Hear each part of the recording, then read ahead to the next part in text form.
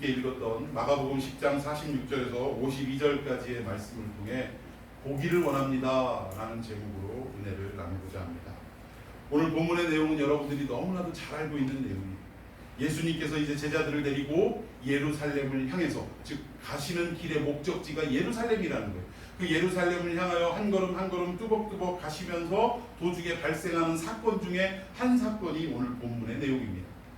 여리고라는 지역을 떠나서 이제 예루살렘으로 더욱더 가까이 가실 때에 길가에 누가 있었냐면 바디메오라는 한 맹인 거지가 나타납니다. 그 맹인 거지의 눈을 우리 예수님께서 그냥 지나치지 않으시고 찾아가셔서 그를 부르시고 그의 눈을 뜨게 하셨다라는 것이 오늘 본문의 메시지랍니다.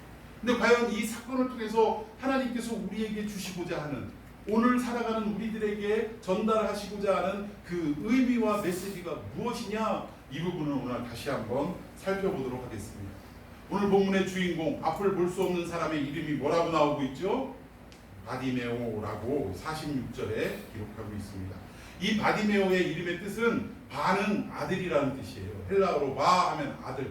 그래서 요한의 아들, 요나의 아들 시모나 할 때 뭐라고 하냐면 바요나 시모나라고 예수님께서 베드로를 호칭하시는 부분이 나옵니다. 이 바요나 시모나도 바는 아들이라는 뜻이고, 즉 요나의 아들 시모나, 이 요나라는 이름과 같은 이름이 또 요한이라는 이름입니다. 그래서 요한의 아들 시모나 이 뜻이에요. 마찬가지로 여기 바디메오는 디메오의 아들, 즉 미루어 볼 때 아버지의 이름이 뭐라는 얘기예요? 디메오라는 것입니다. 디메오의 아들 바디메오. 어떻게 보면 이름도 없는 이런 사람이에요. 근데 좀 학자들이 요즘 이야기하기에는 이 아버지 디메오조차도 사실은 이름이 아닐 것이다 라고 추정을 합니다. 그 이유가 뭐냐면 디메오라는 뜻이 좀 어떻게 보면 좀 더러운, 깨끗지 못한, 그리고 혼돈스러운 이런 뜻을 가지고 있어요. 근데 세상에 어떤 아버지가 자식을 낳고 이 자식의 삶이 어떻게 펼쳐질지 알지도 못하지만 대부분의 아버지들은 이 자녀의 삶이 어떻게 되기를 원합니까? 잘 되기를 원해요. 복 받고 잘 먹고 잘 살기를 원한다는 것입니다.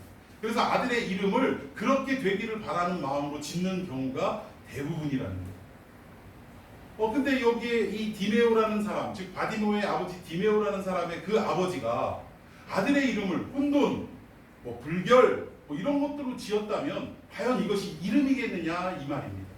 그래서 많은 학자들이 지금 추론하기는 이 디메오라는 이름은 진짜 이름이 아니라 이 사람도 역시 직업이 뭐였다? 바디메오처럼 거지였다는 거지.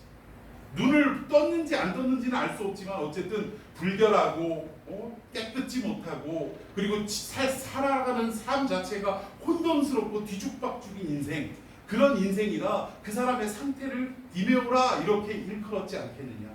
근데 심지어 그 디메오라는 사람의 아들조차도 뭐예요? 눈을 볼 수 없는 소경에다가 또 더 나아가서 사람들에게 한 푼 줍시오 하고 구걸을 하는 거지였다라는 것입니다. 그래서 그 아버지의 삶을 그대로 이어받은 바디메오, 그러니까 불결한 자, 혼돈스러운 자, 그의 아들이다라는 의미로 바디메오라고 하지 않았겠느냐라고 설명하는 학자들이 지금 많이 나타나고 있습니다. 근데 저도 여기에 한 표를 더 던지는 거예요. 동의하는 거예요. 그러니까 어떤 아버지도 인생을 혼돈스럽게 살아가라, 아주 더럽고 불결하게 살아가라 라고 짓는 아버지는 한 사람도 없기 때문이라는 것입니다. 아무튼 이 본문에 이 바디메오라는 사람이 나타나는데 이 사람은 앞을 볼 수 없는 데다가 심지어 사람들에게 구걸을 하는 거지라는 것입니다. 여러분, 이 거지는 어떤 사람을 거지라고 합니까?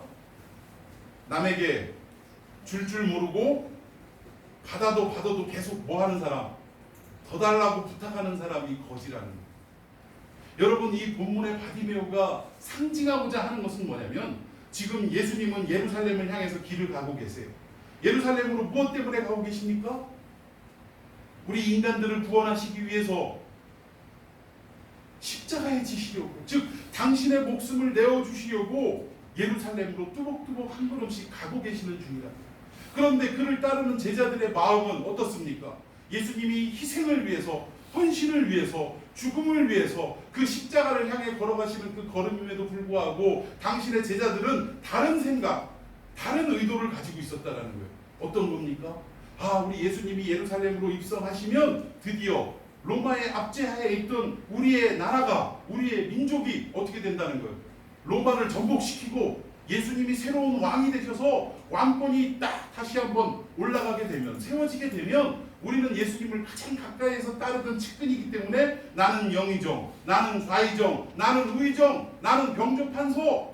오늘 요즘 법무부 장관 때문에 지금 온 나라가 시끄러운데 나는 법무부 장관 이거 한 자리는 하지 않겠느냐라는 엉뚱한 생각을 갖고 예수님을 따라가게 됩니다. 희생을 위해서, 십자가를 위해서 이 땅에 오신 예수님을 눈으로 보고 있으면서도 정작 그 예수님의 참된 사역에 대해서, 참된 의미에 대해서 봤다 못 봤다? 못 봤다. 보고 있으면서도 이분이 누구신지, 무엇을 위해 이 땅에 오셨는지조차 알지 못하는 상황이라는 것입니다. 이걸 보고 뭐라 그래요? 눈뜬 장님이라고 이야기하는 것입니다. 지금 사실은 이 제자들의 예수님에 대해 오해하고 있는, 눈으로 보면서도, 육신의 눈으로 보면서도 영적인 눈으로 떠서 바라보지 못하는, 마치 이 바디메오와 같은, 이 맹인과 같은 모습을 가지고 있는 제자 공동체에게 메시지를 전달하시기 위해서 이 내용이 지금 등장하고 있다. 사랑하는 성도 여러분, 과거 2000년 전에 예수님을 따르던 제자 공동체는 오늘날 무엇을 상징합니까? 교회 공동체를 상징한다는 거예요. 제자 한 사람 한 사람이 결국 우리 교회의 성도 한 사람 한 사람의 삶이라 해도 과언이 아니라는 것입니다. 그런데 우리 성도들 살아가는 삶이 이 제자들이 가지고 있는 삶과 그들의 생각과 다를 바가 있는가를 한번 비교해 봐야 된다는 거예요. 예수님은 이 땅에 나는 목숨을 버리러 이 땅에 왔노라. 무엇 때문에? 사람들의 생명을 살리기 위해, 죄 가운데 사로잡혀 있는 인생들을 구원하기 위해 내 목숨을 버리러 왔다는 예수님의 생각과 예수님의 계획과는 전혀 다르게, 주님 나 영의정 되고 싶어요, 나 좌의정 되고 싶어요, 나 법무장관 되고 싶어요, 나 한 자리 하고 싶고 부자가 되고 싶어요, 권세를 떵떵 누릴 수 있는 사람 되고 싶어요 라고 주님을 쫓아다니고 있는 제자들의 모습과 우리의 모습이 과연 다를 바가 있는가? 예수님은 온 세상을 구원하시기 위해 십자가의 길을 따라오라라고 우리에게 말씀하고 있는데 우리는 그 길은 관심이 없습니다. 우리가 헌신하고 우리가 희생할 수 있는 길은 관심이 없고, 오직 예수님을 따르는 이유가 뭐에 국한되어 있느냐? 명예와 권세와 재물을 얻는 것, 성공하는데, 출세하는데 온통 관심이 집중되어 있더라는 것입니다. 오늘날 우리 교회 공동체인 우리 성도들이 2000년 전에 예수님을 따르던 제자들과 다를 바 없는 영적인 뭐라는 거예요? 맹인과 다를 바가 없더라는 것입니다. 오늘 그 메시지를 지금 던지고 계시는 거예요. 지난 우리들의 삶을, 지금까지의 우리들의 삶을 제자들의 삶과 생각과 똑같다라는 것을 전제하고 오늘 그 모든 제자들의 잘못된 생각들을 완전히 타파해버리는 한 맹인의 모습, 그것도 거지의 모습을 통해서 우리의 삶을 어떻게 해야 될 것인지 깨닫는 이 시간이 되기를 예수님의 이름으로 축원해 드리겠습니다. 오늘 본문 46절 한번 읽어보도록 합니다. 자, 46절 시작. 그들이 여리고에 이르렀더니 예수께서 제자들과 포도와 무리와 함께 여리고에서 나가실 때 디메오의 아들인 맹인 거지 바디메오가 길가에 앉아 있다가, 자, 여기 보니까 디메오의 아들인 이 바디메오가 어떻게 소개되고 있냐면, 좀 전에 말씀드린 대로 소경, 즉 맹인이라고 소개가 되고 있어요. 그래서 맹인이 어떤 것인가 지금 설명을 드렸습니다. 눈으로 보고는 있지만 결국 예수님이 어떤 분이시고 무엇을 하기 위해 이 땅에 오신 분인지 알지 못하는 제자들이 바로 맹인과 다를 바가 없다라는 것을 설명을 드렸고, 오늘 또 이 사람은 뭐 하는 사람이었냐? 거지였다라는 거예요. 거지는 구걸하는 사람이고, 또 설명드린 것처럼 달라고 끊임없이 요구하는 사람이 거지라는 것입니다. 여러분, 우리가 예수 그리스도를 믿는 이 연조가 얼마나 됐는지 모르겠지만 수십 년 예수를 믿었는데 기도하는 내용이나 신앙생활을 하는 그 모습을 보면 어떤 모습일 때가 가장 많냐? 하나님 앞에 영광을 돌려드리고 하나님의 이름을 높여드리고 하나님 앞에 헌신을 드리고 희생을 드리고 내 삶을 예배자로서 드리는 이러한 삶보다, 즉 드리는 삶보다 어때요? 이것도 주시고 저것도 주시고 돈도 주시고 명예도 주시고 권세도 주시고 맨날 달라달라 하는 그런 인생은 아니었느냐는 거예요. 오늘 우리의 삶이 이 바디메오처럼 그저 거지와 같은 수십 년을 예수 믿으면서 맨날 달라달라 우리 기도의 습성도 이렇게 살펴보면요, 항상 뭐뭐하여 주시옵시고 뭐뭐하여 주시옵시고 주시옵소서로 끝나는, 어미가 그렇게 끝나는 말들이 너무나 많다라는 거예요. 때로는 하나님 영광 받으시옵소서 이렇게도 기도를 해야 되는데, 언제나 우리의 기도를 보면 하나님 우리에게 은혜를 베풀어 주시옵. 저도 마찬가지더라는 거예요. 항상 달라달라 주십시오라고 요구할 때가 너무나도 많이 있더라는 것입니다. 여러분, 오늘 우리가 이 바디메오와 같은 거지와 같은 그러한 인생을 살아갈 것이 아니라 이제는 하나님 앞에 영광을 올려드리고 하나님이 요구하시는 참된 희생을 드리고 이웃들에게 나눔을 실천할 수 있는 이런 복된 인생이 되기를 예수님의 이름으로 축원해 드리겠습니다. 아멘이십니까? 왜 드린다라는 말에 약해지세요? 자, 우리 성경 말씀 47절 다 같이 읽습니다. 시작.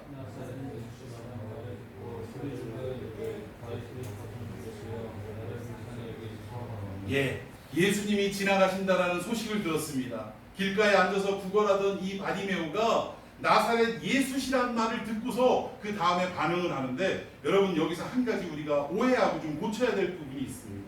저도 가끔 기도할 때 나사렛 예수 그리스도의 이름으로 하면서 나사렛이라는 말을 하는데, 우리가 이 나사렛이라는 말을 언급할 때는 사실 우리 예수님에 대해서 뭔가 자세하게 언급하고 능력의 이름이라고 생각하고 나사렛 예수 막 이렇게 표현할 때가 많은데, 사실 2000년 이전에 예수님 당시에 나사렛 예수다라고 표현할 때 이 나사렛은 어떤 의미로 쓰여지냐면 좀 멸시하고 천대하는 이름으로, 그런 어떤 의미로 사용했다라는 거예요. 이게 무슨 말이냐? 당시 나사렛은요, 부자들이, 힘 있는 사람들이 살아가는 동네가 아니라 인생 막바지에 치닫은 뭐라 그래? 뭐라 그래? 무슨 진상? 하여튼 지저분하고 막 아주 인생 밑바닥 나락에 떨어진 그런 인생들이 모여 사는 동네가 어디였냐? 나사렛이다. 심지어 예수님의 제자가 된 나다니엘이라는 사람조차도 예수님이 나사렛 출신인데 그분이 바로 메시아다라고 소개하는 말에 한다는 소리가, 아니 나사렛에서 무슨 선한 것이 나올 수 있겠느냐라고, 말도 안 된다 그렇게 이야기했다라는 거예요. 그것처럼 그때 당시에 나사렛이라고 일컫는 것은 예수님에 대해서 뭐예요? 편견을 가지고 예수님을 멸시하는 차원에서 부르는 표현이었다. 그러니까 우리 식으로 얘기하면 자 이렇습니다. 이 대전에서 그래도 좀 잘 나간다는 동네가 어디죠? 둔산동 아닙니까?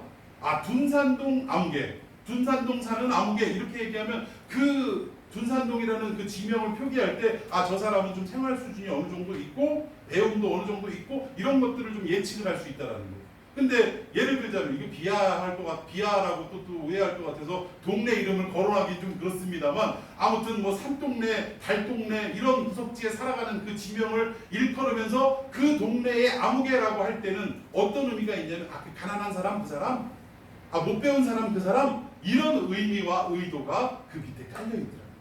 그러니까 나사렛 예수라는 표현은 뭐냐면 예수님에 대해서 평가 절하하는, 멸시하고 좀 천대하는 이런 표현이 나사렛 예수라는 것입니다.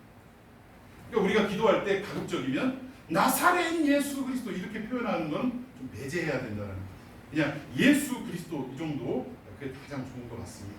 근데 아무튼 지나가는 사람들에게 보이지 않는 이 나다나엘이, 바디메오가 어떤 말을 들었냐면 나사렛 예수시라는 말을 들었다라는 거예요. 그건 뭐냐면 사람들이 그 못 사는 동네에서 그 출신인 예수라는 사람이 지금 지나가고 있다라는 그 소식을 들었다라는 거예요.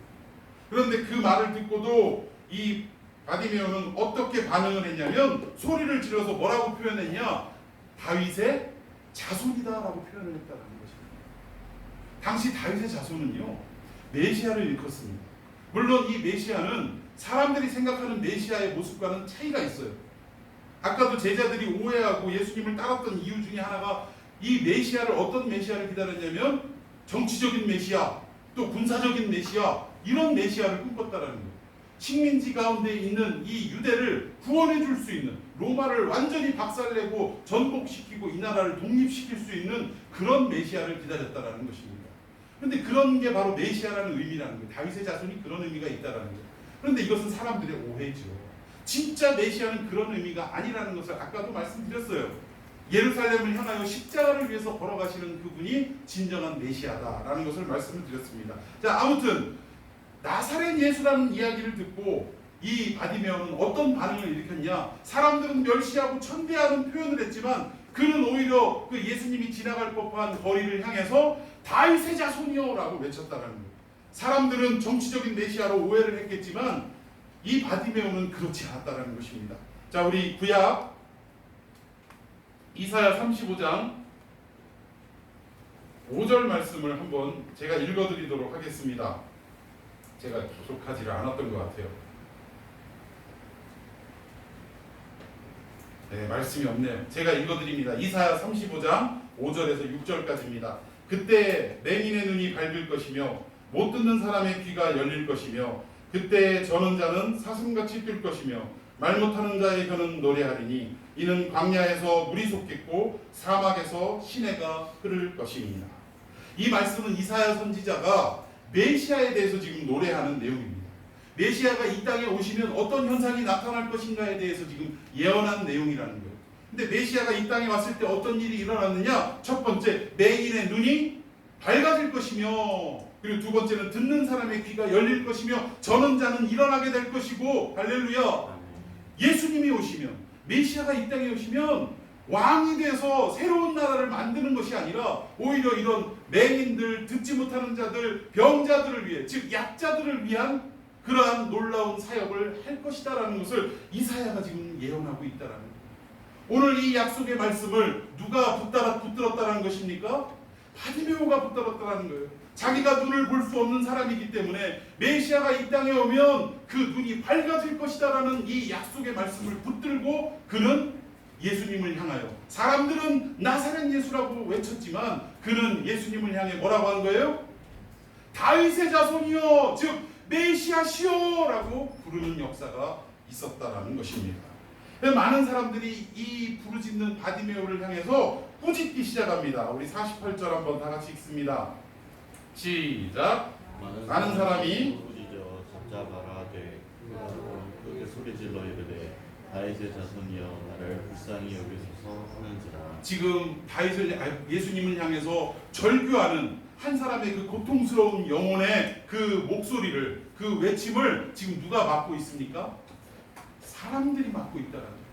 그것도 예수님 주변의 측근들이 그것을 맡고 있다라는 것입니다. 여러분, 교회 안에서도 그렇습니다.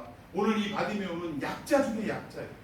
교회 안에서는 그래도 어떤 경제적인 능력이 있고 또는 세상적으로 학식이 좀 있고 여러 가지 세상적으로 좀 존경받는 위치에 있는, 알아주는 위치에 있는 그런 사람들도 있고, 반면에 좀 덜 배우고 또 가진 게 좀 없고 힘들게 살아가는 약자들도 이 교회 안에는 분명히 있다는 것입니다.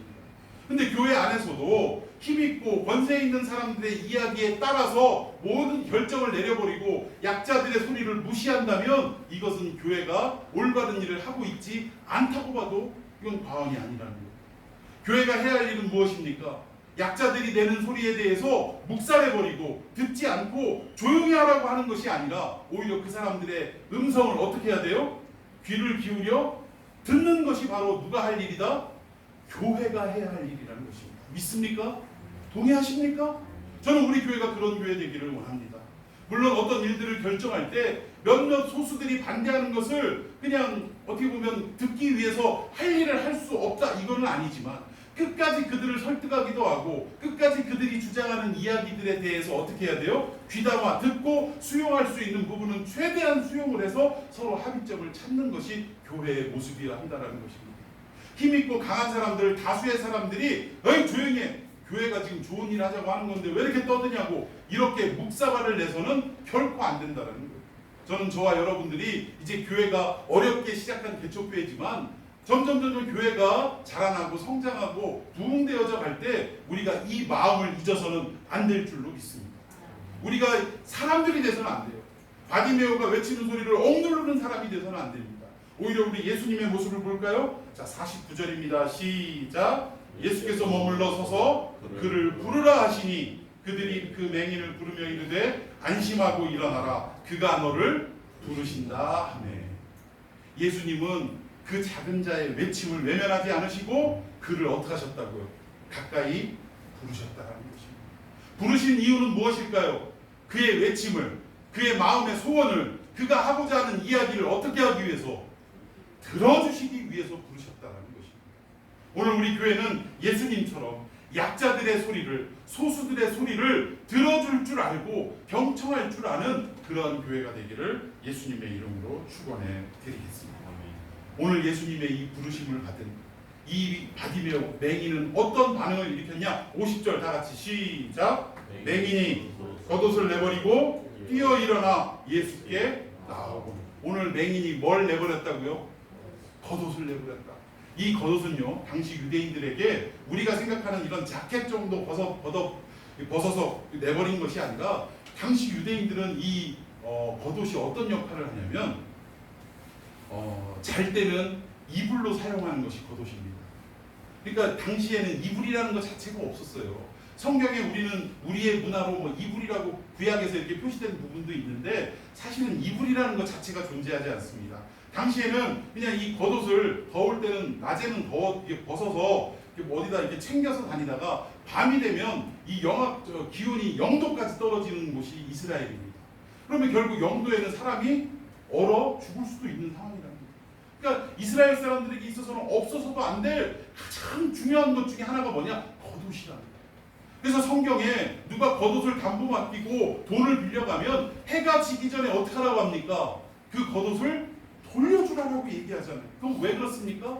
비록 돈을 못 받는다 할지라도 그 겉옷이 그 사람에게 없으면 그 사람의 목숨을 연장해 나갈 수 없는 그런 상황이기 때문에 사람의 목숨보다 더 중요한 것은 없으니까 비록 돈을 못 받더라도 그 겉옷을 해지기 전에 돌려주라라고 예수님이 말씀하셨다는 거예요.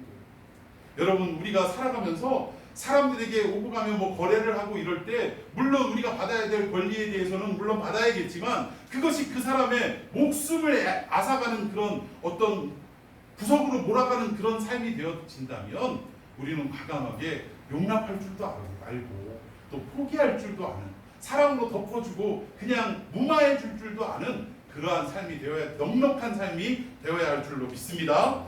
아멘. 자, 그런 삶이 돼야 돼요. 근데 아무튼 이 겉옷은 없어서는 안 될 귀중한 건데, 심지어 거지에게 있어서 겉옷은 더더욱이나 없어서는 안 될 것이라는 거예요.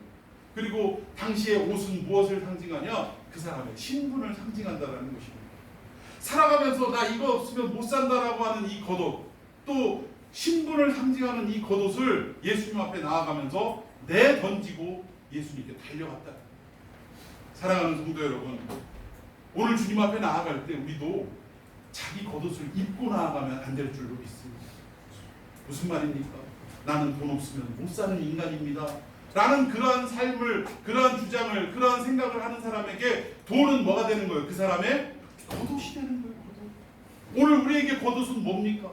돈입니까? 명예입니까? 권세입니까? 아니면 그게 자식입니까?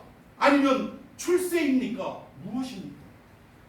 예수님 앞에 나아가는 우리들의 삶은, 우리들의 모습은 이 겉옷을 다 내던져야 된다. 이게 어떤 의미로 또 여러분들이 오해하기 쉬운 게, 그럼 돈 벌지 말라는 얘기냐, 출세하지 말라는 얘기냐, 그 얘기가 아니에요. 모든 삶의 우선을, 가치관의 우선을 누구로 둬야 된다는 말입니까? 예수님으로 둬야 된다는 거예요. 예를 들어서 예수님과 돈, 둘 중에 하나 무엇을 선택할래? 지금 이 말씀을 하는 거예요. 우리가 예수님 앞에 나아갈 때, 예수님 앞에 모든 것들을 우선시하고 선택할 때는 나머지 것들을 과감하게 버릴 수도 있는 그러한 삶의 자세, 삶의 가치관을 가지고 살아가야 한다는 것을 겉옷을 내던지고 나아갔다라고 지금 표현하고 있다는 것입니다. 여러분, 오늘도 여러분들 주님 앞에 예배하기 위해 이 자리에 나왔을 때 여러분들의 모든 겉옷을 내던지고 이 자리에 앉아있기를 예수님의 이름으로 축원해 드리겠습니다. 여러분, 아직도 우리가 주님 앞에 무엇을 원하느냐 할 때 뭔가를 거머쥐려고, 돈을 거머쥐고 싶고 명예 거머쥐고 싶고 이러한 삶으로 살아가고 있지는 않습니까? 예수 믿는 목적 자체가 혹시 그런 것들은 아닙니까? 여러분, 오늘 이 바디메의 모습을 통해서 모든 겉옷을 내던지고 내가 예수 믿는 목적이 예수님으로만 만족하는 그러한 삶이 되어야지, 예수님 믿으며 그 무언가를 얻기 위해 살아가는 이러한 삶이 결코 되지 않기를 다시 한번 주님의 이름으로 축원해 드리겠습니다. 오늘 이 맹인은요, 겉옷을 벗어 던지고 주님 앞에 나아가서 뭐라고 얘기했냐면, 주님께서 내가 너에게 무엇을 해주기를 원하느냐라고 물어보실 때에 사람들은 다른 대답들을 너무나 많이 하더라는 거예요.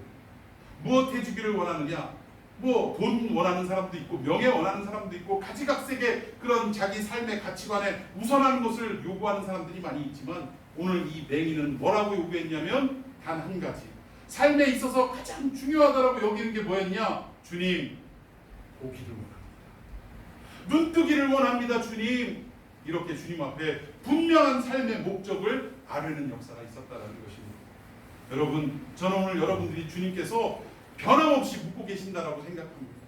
아무개야, 내가 너에게 무엇 해주기를 원하느냐? 내가 너에게 무슨 소원을 들어주기를 원하느냐? 주님의 지금 그 말씀은 변함없이 우리에게 날마다 끊임없이 이루어지고 있다라는 거예요. 그때 과연 우리는 무엇을 대답할 것이냐? 여러분, 어떤 대답하기를 원하십니까? 돈 좀 주세요? 명예 주세요? 건강 주세요? 이것을 요구하시겠습니까? 바라옵기는 하나님의 나라가 제 안에 임하게 하여 주옵소서. 주님의 놀라운 구원이 우리 가정 안에 임하게 하여 주옵소서. 우리의 민족 안에, 우리의 사회 안에 이루어지게 하여 주옵소서. 이렇게 대답할 수 있는 여러분들이 되기를 축원해 드리겠습니다. 자, 52절 다 같이 읽습니다. 시작.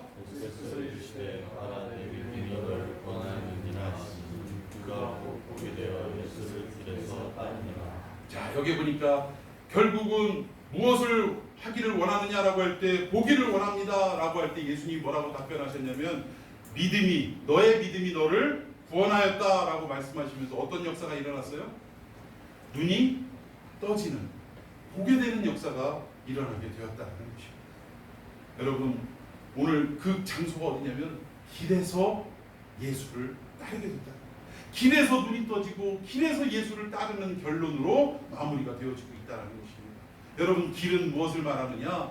예수님이 바로 길이라는 거예요. 즉 예수님이 걸어가시는 모든 삶의 방법이 바로 길이라고 표현할 수 있다는 것입니다. 오늘 여러분들은 어떤 길을 가고 계십니까? 예수님이 먼저 가셨던 그 길을 따라가는 삶입니까? 아니면 여러분들이 가고 싶은 길을 향해 한 걸음씩 한 걸음씩 곁길로 나아가고 있습니까? 오늘 바디메오는 길에서 누구를 따르게 됐더라? 예수님이 가신 그 길을 따르게 되는 놀라운 역사로 마무리를 하고 있더라는 것입니다. 여러분, 결국 우리가 세상에 어떤 것들을 요구하기보다는 하나님이 원하시는 그것이 우리의 삶에 이루어지기를 간절하게 소원할 때 결국 우리는 어떻게 되느냐? 눈이 떠지게 되고, 그리고 결국 예수님이 가셨던 그 길을 따라 걸어가게 되는 참된 제자가 될 수 있게 되더라는 것입니다. 여러분, 오늘 이 바디메오의 삶은 결국 이 사건은 무엇을 말하느냐? 예루살렘을 향해 십자가를 지러 가시기 위한 이 예수님의 그 계획과 그 예수님의 걸으심을 몰라보고 그냥 자기들 출세를 위해서만 예수님을 따라갔던 맹인과도 같은 이 제자들을 향해서, 오늘날 표현하면 이 교회 공동체를 향해서 결국 세상의 물질과 세상의 권력을 탐하는 삶이 아니라 결국 예수님처럼 어떻게 해요? 십자가를 지러 가시는, 희생하러 가시는 이 삶이 너희들에게도 있어야 한다라는 것을 지금 바디메오를 통해서 우리에게 전달하고 계시더라고요. 여러분, 오늘 이 말씀이 여러분의 가슴에 다시 한번 도전이 되었으면 좋겠습니다. 지금까지 내가 살아갔던 방식이 제자들처럼 무언가를 기대하고 그 출세하고 또 명예를 얻을 수 있는 그 길, 내가 살아가면서 삶의 가치관으로 우선하고 있는 그것을 얻기 위한 방편으로 주님을 따라다닌 삶이었다면 오늘 눈뜬 장님과 다를 바가 없는 모습이다.